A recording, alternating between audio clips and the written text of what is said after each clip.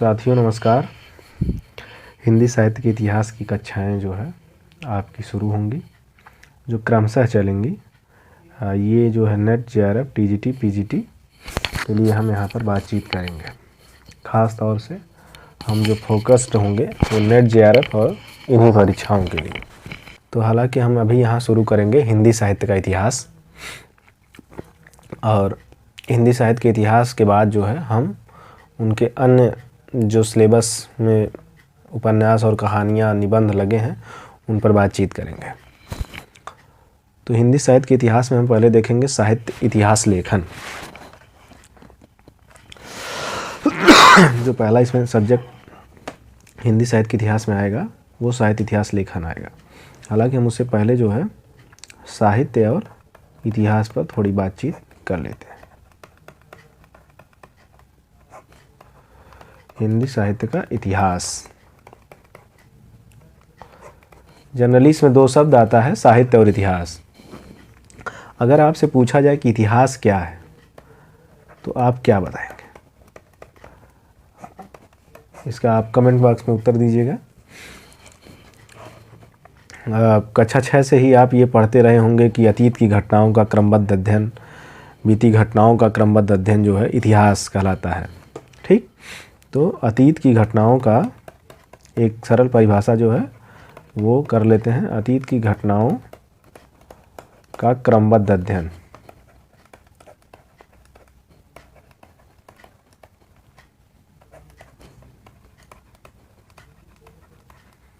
अध्ययन कैसा है? क्रमबद्ध अध्ययन।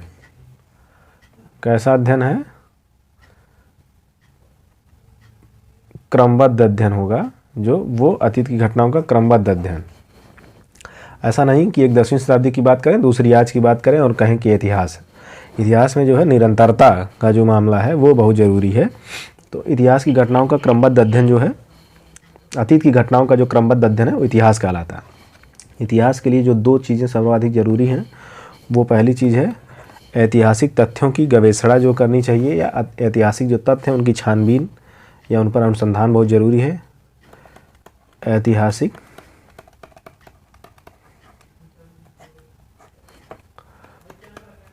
तथ्यों की जांच पड़ताल की छानबीन। ठीक, और दूसरा जो है घटनाओं और स्थितियों का जो है श्रृंखला के रूप में विवेचन करते हुए परिवर्तन और विकास को दिखलाना। जो है घटनाओं और स्थितियों का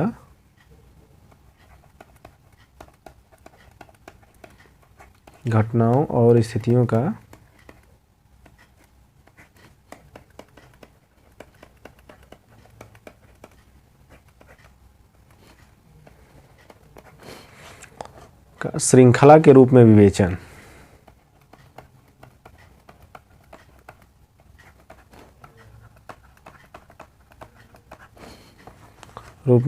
करते हुए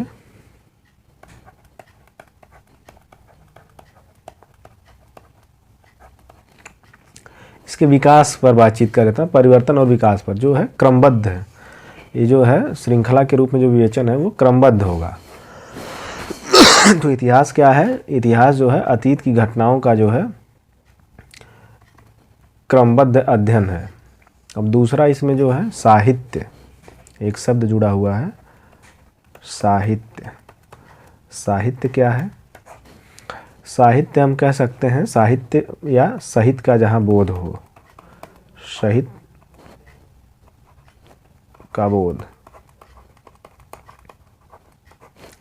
या साथ का जहाँ भाव हो। ठीक है, तो अगर आपको एक लाइन में कोई परिभाषित करने के लिए साहित्य कहें तो आप क्या कहेंगे? जहाँ साहित्य या जो सहित का जहाँ बोध हो, या साथ का भाव है। मतलब इसे एक लाइन में और मतलब मोटी मोटाई से परिभाषित करें तो हित सहित या कल्याणकारी भावना से युक्त जो है काव्य हमारे सामने रचे जा रहे हैं वो साहित्य हैं। जो गद्य रचे जा रहे हैं उन्हें हम साहित्य के अंतर्गत रेखांकित करें। साहित्य में जो दो चीज़ें बहुत महत्वपूर्ण हैं वो है जो इसे, एक तो संवेदना और दूसरा जो है कलात्मकता। ये दो चीज़ें जो हैं साहित्य को अन्य ज्ञानानुशासनों से, जो अन्य ज्ञान के जो क्षेत्र हैं उनसे अलग करती हैं साहित्य को। तो ये जो दो महत्वपूर्ण चीज़ है इसमें होना चाहिए, कलात्मकता और संवेदना साहित्य के जो है अनिवार्य गुण है, जो है खास तौर से कलात्मकता और संवेदना अनिवार्य गुण है। और कल्याणकारी भावना से युक्त साहित्य का जो बोध है, या साहित्य हित सहित या कल्याणकारी जो भावना से युक्त चीज़ें जो काव्य रचे जा रहे हैं, जो गद्य रचे जा रहे हैं, उन्हें हम साहित्य के अंतर्गत रेखांकित कर सकते हैं। अगर एक मतलब इसे परिभाषित करना हो तो आप कह सकते हैं कि साहित्य जो है भाषा के माध्यम से जीवन की मार्मिक अनुभूतियों की कलात्मक अभिव्यक्ति है। जो साहित्य क्या है, भाषा के माध्यम से जो है हम जीवन की जो मार्मिक अनुभूतियाँ हैं जिन्हें हम महसूस कर रहे हैं उनकी कलात्मक अभिव्यक्ति है, साहित्य है। ठीक। अब साहित्य की तमाम परिभाषाएं हैं। शुक्ल जी का जब हम इतिहास पढ़ेंगे या शुक्ल जी पर हम जब बातचीत करने आएंगे इतिहास पर, तो हम बताएंगे कि शुक्ल जी है साहित्य के इतिहास और साहित्य पर बातचीत करते वक्त कैसे उसे परिभाषित किए। फिर वक्त हम साहित्य के इतिहास लेखन पर आते हैं तो साहित्य का इतिहास लेखन, साहित्य का इतिहास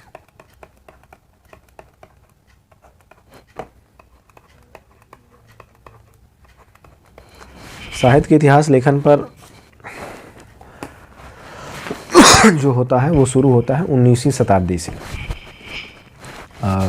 1887 हमारे सामने पहले विद्वान आते हैं जो एक फ्रेंच विद्वान है, लेकिन उन्होंने हिंदी साहित्य के इतिहास का एक लेखा जोखा तैयार करने का, हिंदी साहित्य के इतिहास का एक प्रयत्न किया है। तो वो परंपरा वहीं से हिंदी साहित्य के इतिहास लेखन की मानी जाती है।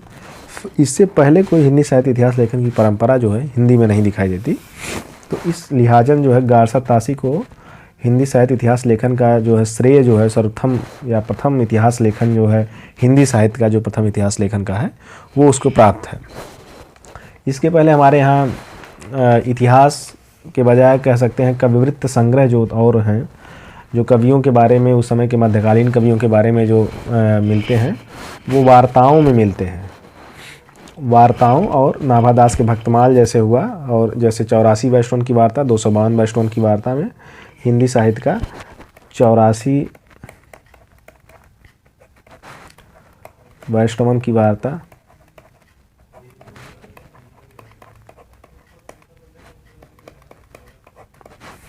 252 वैष्णवन की वार्ता,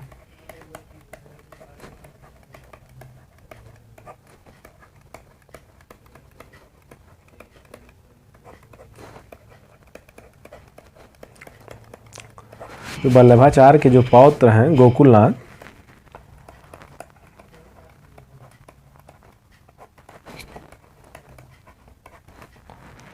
स्वामी गोकुलनाथ, जो गोसाई गोकुलनाथ, जो भी आप कह लें, उन्होंने इसका संकलन किया था। तो ये वार्ताएं बहुत प्रमाणिक तो नहीं मानी जा सकती हैं, लेकिन फिर भी जो है तमाम इतिहासकारों में, खास तरीके से जॉर्ज ग्रियर्सन ने अपने इतिहास ग्रंथ the modern vernacular literature of Hindustan में इनका उपयोग किया है। हिंदी साहित्य के इतिहास लेखन में जो हमारे सामने पहला नाम आता है वो है गारसा दत्तासी का। गारसा दत्तासी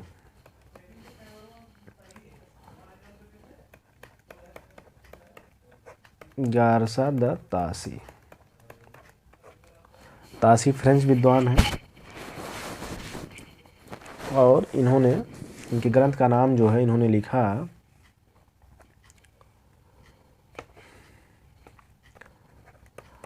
इस्तवार दला लिटरेतूर एंदुई ए हिंदुस्तानी। यह फ्रेंच भाषा में लिखा गया। ऐसा नहीं है कि ये पहला कोई प्रयास जो है हिंदी भाषा में लिखने का हुआ। एक फ्रेंच विद्वान थे, माना जाता है कि तासी जो है कभी भारत नहीं आए, और उन्होंने रपटों के आधार पर और यहाँ के कवियों से जो उनका पत्र व्यवहार होता था उसके आधार पर एक इतिहास लिखने का उन्होंने प्रयास किया, और ये फ्रेंच भाषा में।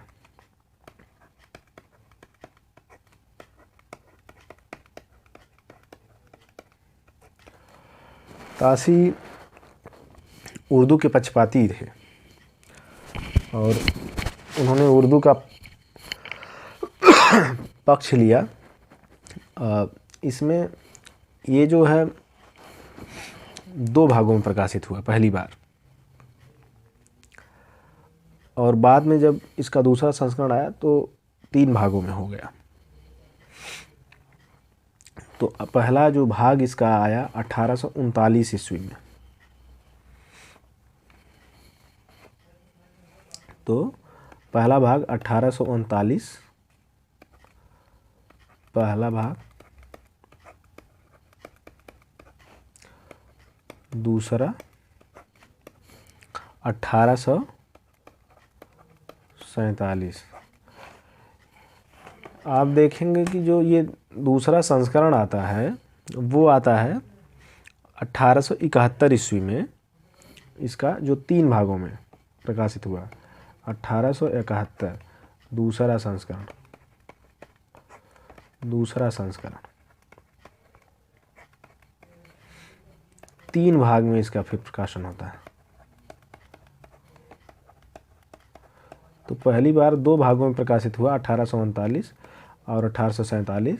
फिर जो दूसरा संस्करण आया 1871 में, वो जो है 3 भागों में प्रकाशित हुआ।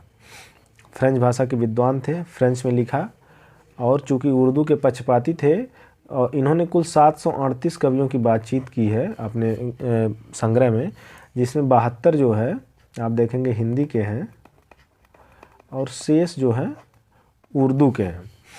तो इसी से जो है आप ताशी के जो है उर्दू प्रेम को आप देख सकते हैं। तो इन्होंने जो हिंदी उर्दू का जो विवाद चला भारत में, उसमें जो है उर्दू के पक्षधर थे इन्होंने। इनके जो संग्रह इस्ताद-उल लिटरेतूर हिंदुस्तानी का जो अनुवाद है लक्ष्मी सागर वासरडे ने किया है, हिंदुई साहित्य का इतिहास के नाम से, जो 1952 में प्रकाशित है, किया है। इसका अनुवाद जो है अनुवाद किया लक्ष्मी सागर वासरडे ने।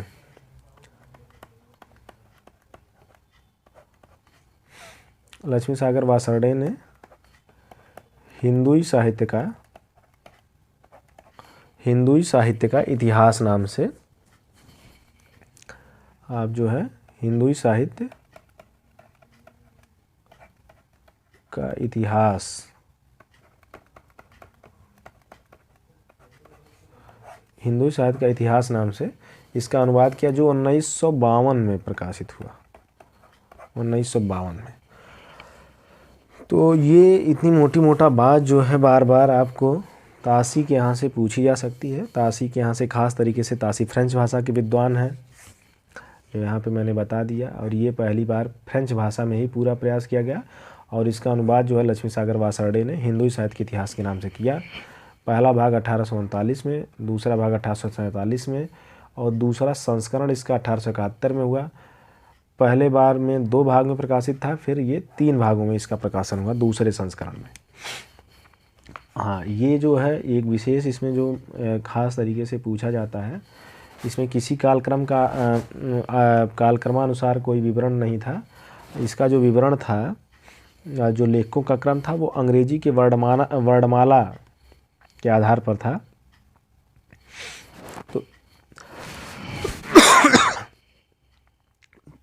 तो विवरण जो है वर्णानुक्रम था। विवरण जो कवियों का विवरण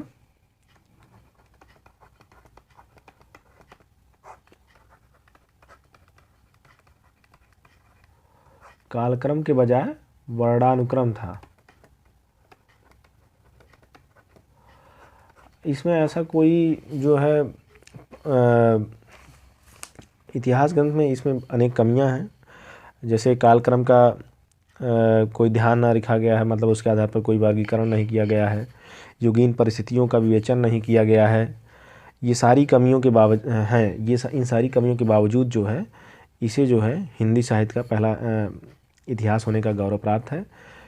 चूँकि ये दूसरी भाषा के एक विद्वान का प्रयास भी था और ये पहली बार लेखन का प्रयास था, तो ऐसी कमियां जो है चलती रहती हैं और ये आगे क्रमबद्ध रूप में जैसे जैसे आगे चीज़ें बढ़ी, इतिहास वैसे लिखा और बेहतर तरीके से हमारे सामने चीज़ें आई। अब हम देखेंगे दूसरा जो महत्वपूर्ण संग्रह है वो है शिव सिंह सेंगर का शिव सिंह सरोज।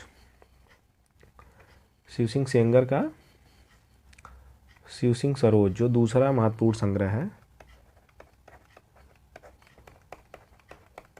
शिव सिंह सेंगर का है शिव सिंह सरोज।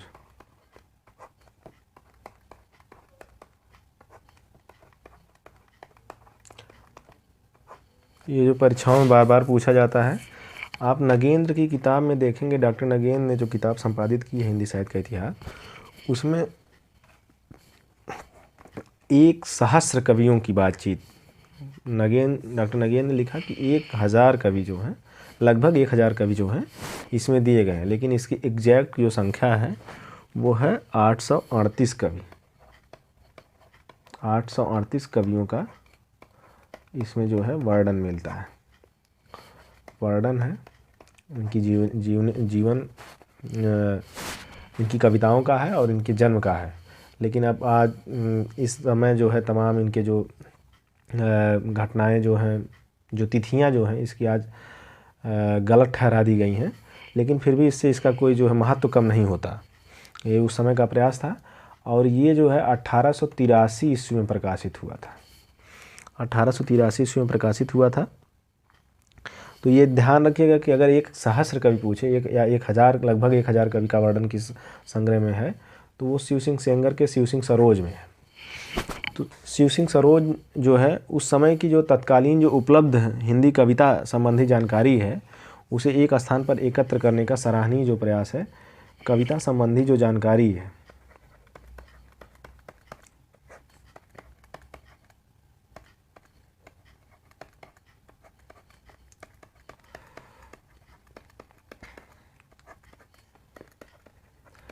एकत्र करने का सराहनीय प्रयास इसमें किया गया। पूछता है कि मतलब कविता संबंधी जानकारी एकत्र करने का सराहनीय प्रयास किस इतिहास संग्रह में किया गया, तो शिव सिंह सेंगर के शिव सिंह सरोज में आप लगाएंगे।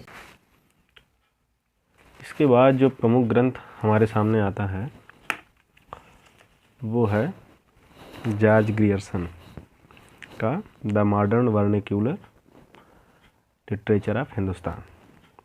क्या है? जॉर्ज ग्रियर्सन आते हैं,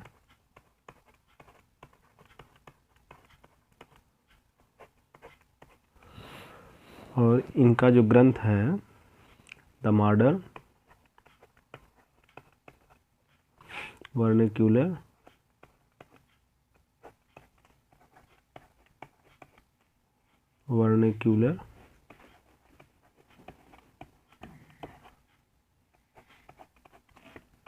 लिटरेचर ऑफ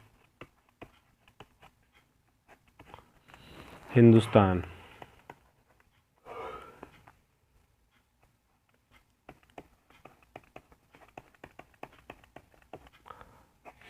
ये 1888 में प्रकाशित होता है।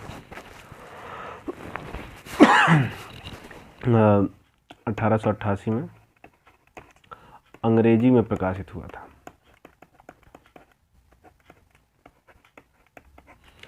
ये है द एशियाटिक सोसाइटी ऑफ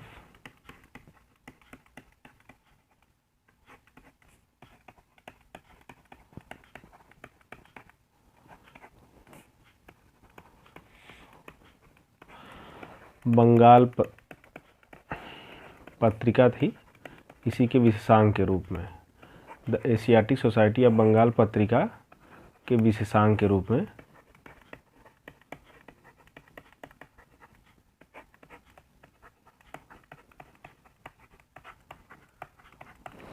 1888 में ग्रियर्सन का जो है साहित्य का इतिहास लेखन जो है प्रकाशित हुआ, हिंदी साहित्य जो उसने प्रयास किया था। यह प्रयास पूर्णतः अंग्रेजी में था। डॉक्टर किशोरी लाल ने इसका जो है अनुवाद किया हिंदी साहित्य का प्रथम इतिहास नाम से, जो 1957 में प्रकाशित है। डॉक्टर किशोरी लाल गुप्त ने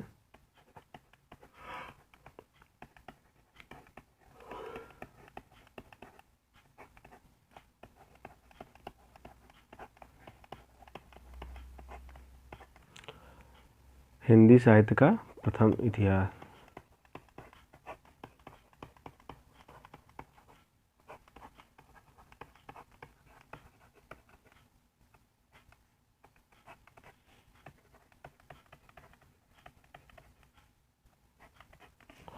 1957 में प्रकाशित है। ग्रियर्सन के यहाँ एक महत्वपूर्ण बात जो मिलती है, जो कालखंडों का ध्यान, कालक्रमों का ध्यान, वो ग्रियर्सन के यहाँ दिखाई देता है। ग्रियर्सन यहाँ जो सबसे महत्वपूर्ण बात है वो है, पहली बार जो है यहाँ लेखकों के कालक्रम से वर्गित किया गया कवियों और लेखकों का।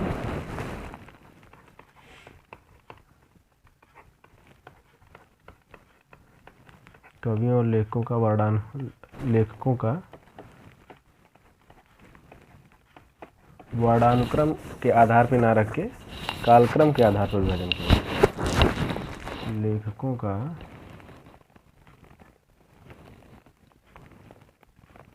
कालक्रम के आधार पर विभाजन, कालक्रम के आधार पर विभाजन। कुल 11 खंडों में ग्रियर्सन ने जो है हिंदी साहित्य के इतिहास को देखा, जिसमें चारण काल और दरबारी काव्य जैसे रीत काव्य को कहा। इसकी हम जब अगले खंड में बातचीत करेंगे, जब काल विभाजन पे और नामकरण पर, तब हम बताएंगे कि किसने क्या नाम दिया था। लेकिन इन्होंने 11 भागों में विभक्त किया। यहाँ इतना ही जान लें।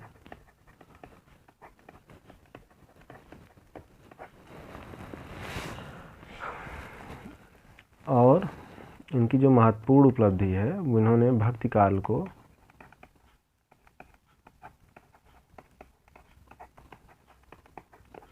जो 16वीं और 17वीं सदी का युग है, हिंदी साहित्य का स्वर्ण युग माना।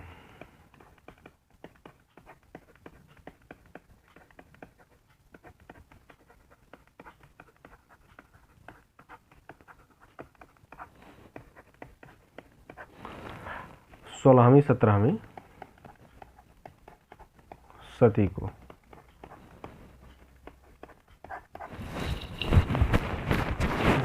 इससे ज़्यादा और कुछ बातचीत करने के लिए नहीं। हाँ, इन्होंने वार्ताओं को इसके पहले तासी के ग्रंथ को, सेंगर के ग्रंथ को अपनी रचना का जो है आधार बनाया।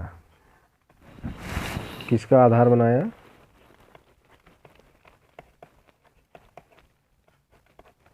आधार बनाया इतिहास लेखन में। तो ग्रियर्सन ने वार्ताओं, तासी और सेंगर के से अपने जो है इतिहास लेखन में सामग्री एकत्रित की। इसके बाद आते हैं मिश्रबंध।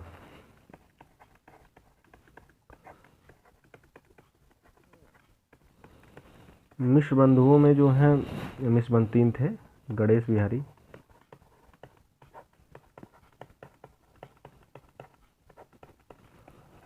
श्याम बिहारी, सुखदेव बिहारी।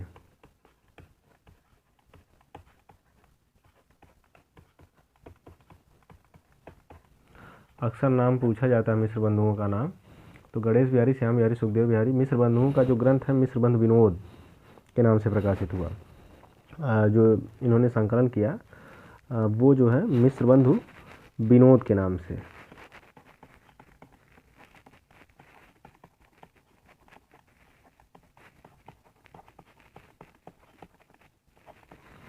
मिश्र बंधुओं का मिश्र बंधु विनोद, और जो है यह 4 खंडों में प्रकाशित हुआ। तो पहला जो 3 खंड है वो 1913 ईस्वी में था, चौथा खंड जो है 1934 ईस्वी में। 4 भागों में प्रकाशित हुआ।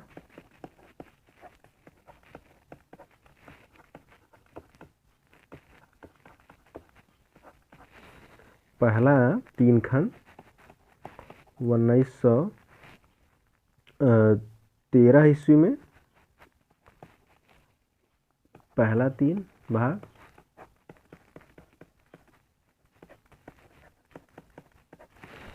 और चौथा भाग 1934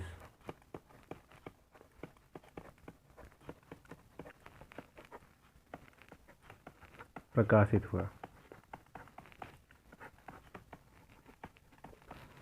नगेन ने, डॉक्टर नगेन की किताब में आप देखेंगे तो डॉक्टर नगेन ने कहा है कि लगभग 5000 कवियों का, लगभग 5000 कवियों का इसमें जिक्र मिलता है।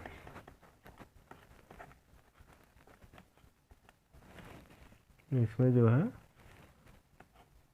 5000 कवियों का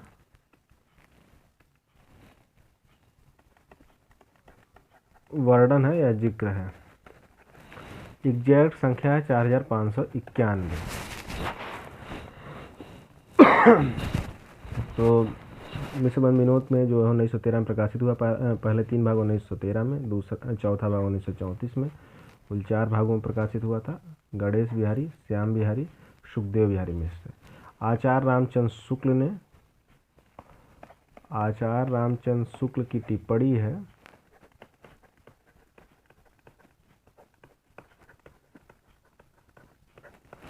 आचार्य रामचंद्र शुक्ल ने अपने हिंदी साहित्य के इतिहास में इनका आभार भी प्रकट किया है। उन्होंने लिखा है कि हमने रीतिकाल की जो ज़्यादातर सामग्रियां हैं, रीतिकाल के जो परिचय लिए हैं, रीतिकाल के जो ज़्यादातर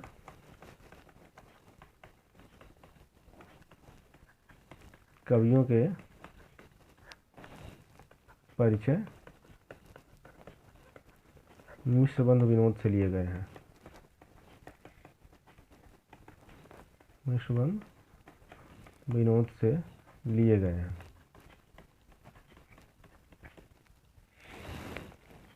लिए गए हैं। ये आचार्य रामचंद्र शुक्ल ने अपने हिंदी साहित्य के इतिहास में ये बाकायदे जो है इसका आभार प्रकट किया है मिश्र बंधुओं के।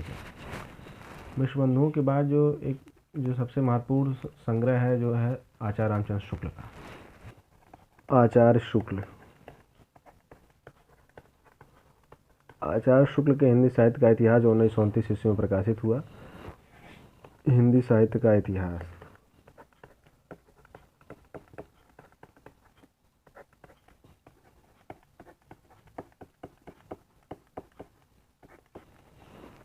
यह 1929 ईस्वी में प्रकाशित हुआ नागरी प्रचारणी सभा से, और नागरी प्रचारणी सभा से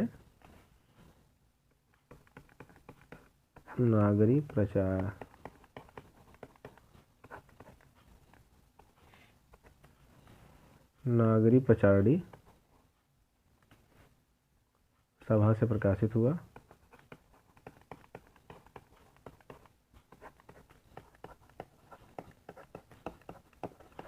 उन्नीस सौ 29 में हिंदी शब्द सागर की भूमिका के रूप में लिखा गया था।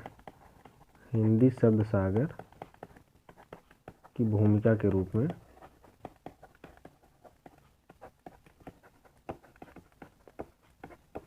पहले इसका नाम हिंदी साहित्य का इतिहास ना था। जब यह भूमिका के रूप में लिखा गया तो इसका नाम हिंदी साहित्य का विकास, हिंदी साहित्य का विकास नाम से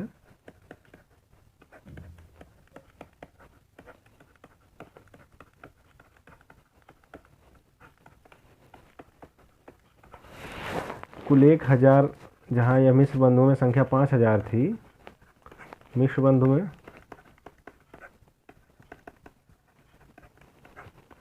जिन्हें 4551 कह लें, 591, लेकिन आचार्य शुक्ल के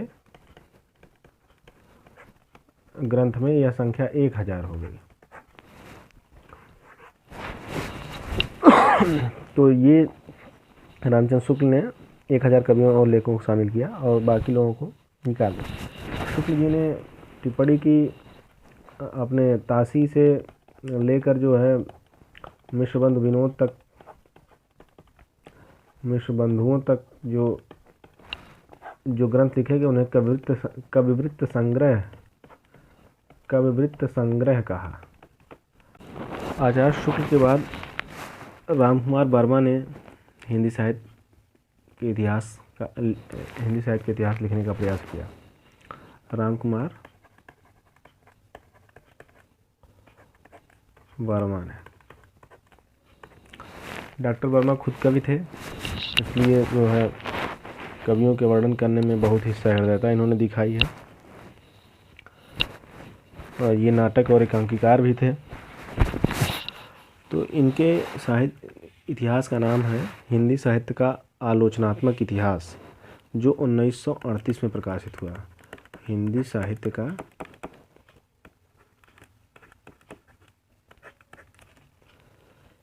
का आलोचनात्मक इतिहास।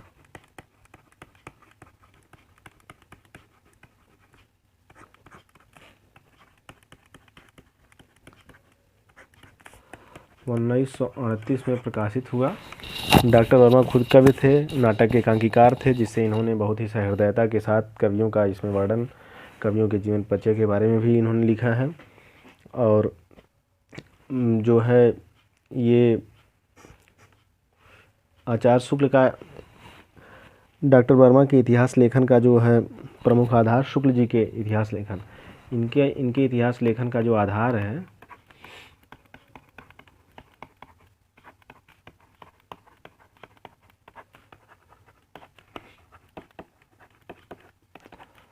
आचार्य शुक्ल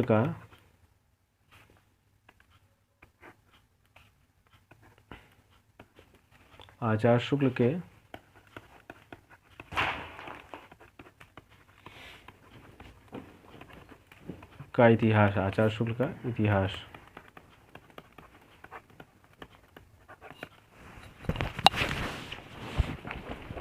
ये स्वयंभू को पहला कवि मानते हैं, स्वयंभू को पहला कवि मानते हैं।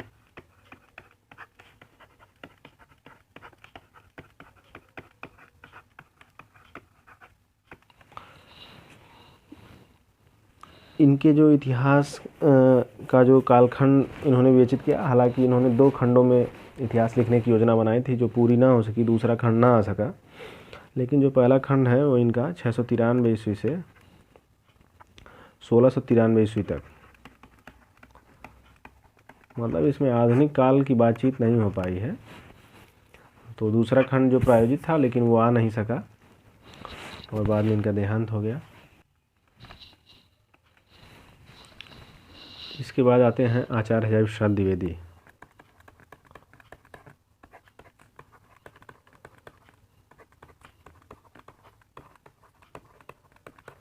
हजारी प्रसाद द्विवेदी परंपरा पर बहुत जोर देते हैं अपने इतिहास लेखन में, हालांकि हम इस पर बाद में बात करेंगे। हजारी प्रसाद द्विवेदी की 3 जो प्रमुख पुस्तकें इतिहास पर रही हैं वो हैं हिंदी साहित्य की भूमिका,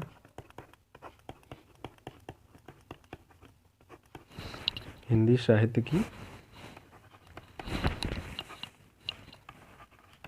भूमिका 1940 में प्रकाशित हुई थी।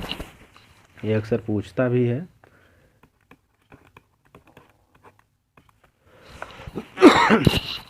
हिंदी साहित्य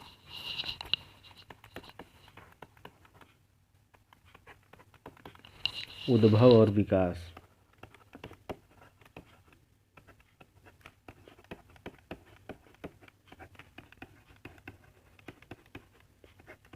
ये 1952 में, और हिंदी साहित्य का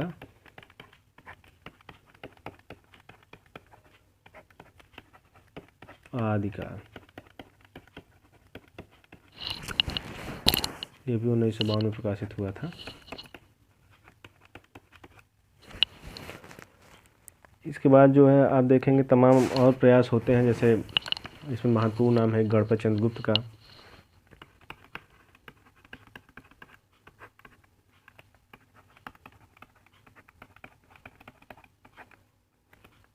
हिंदी साहित्य का वैज्ञानिक इतिहास।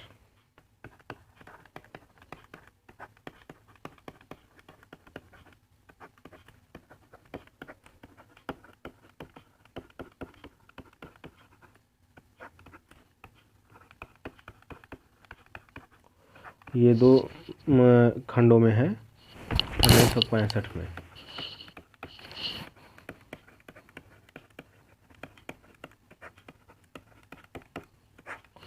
दो खंडों में 1965 में दोनों खंड प्रकाशित हुआ। इसी तरह हिंदी साहित्य और संवेदना का विकास।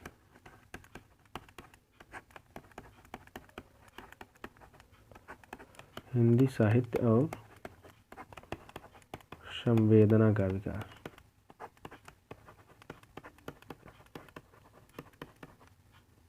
उन्नीस सौ 86 में राम स्वरूप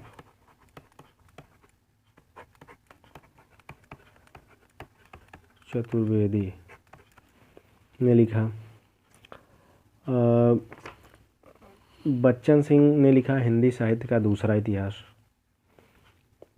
हिंदी साहित्य का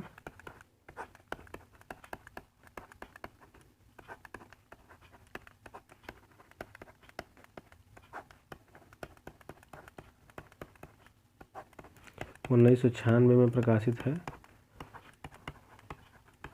बच्चन सिंह बनारस के रहने वाले थे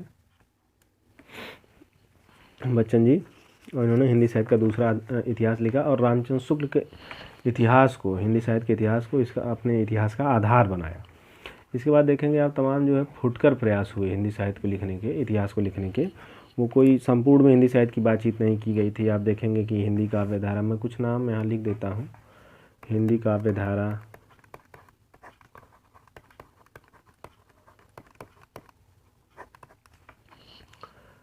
राहुल सांकृत्यायन की है।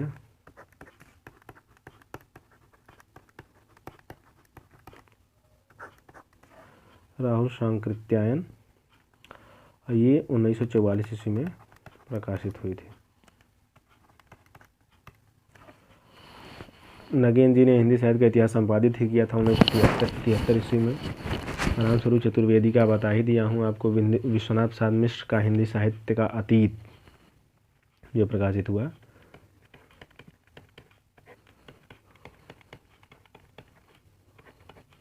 हिंदी साहित्य का अतीत 2 भाग में प्रकाशित हुआ था यह, विश्वनाथ प्रसाद मिश्र का।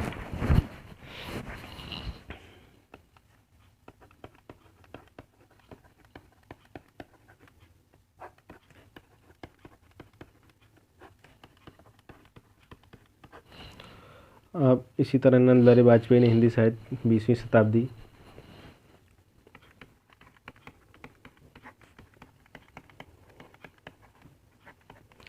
हिंदी साहित्य 20वीं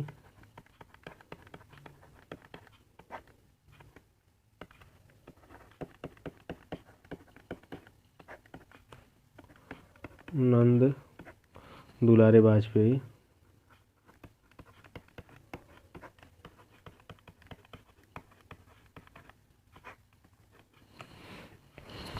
रामनरेश त्रिपाठी ने कविता कौमुदी,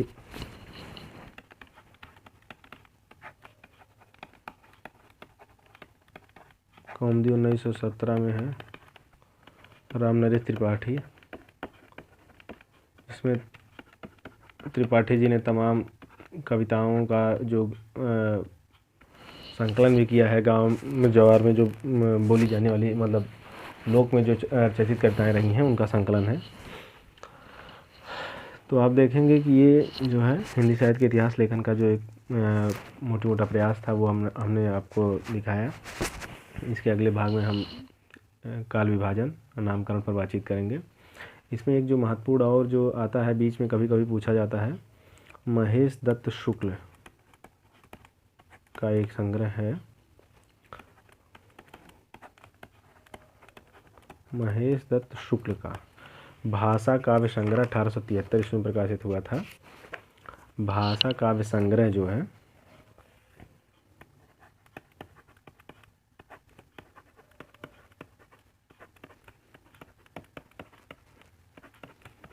1873 ईस्वी में प्रकाशित हुआ था। इसमें ये जो है हिंदी में पहला प्रयास था, हिंदी भाषा में लिखने का पहला प्रयास था, इसलिए ये कभी कभी परीक्षाओं में पूछा जाता है, इसे आप ध्यान दें। और बस इतना ही, फिर अगले वीडियो में बातचीत होगी। धन्यवाद।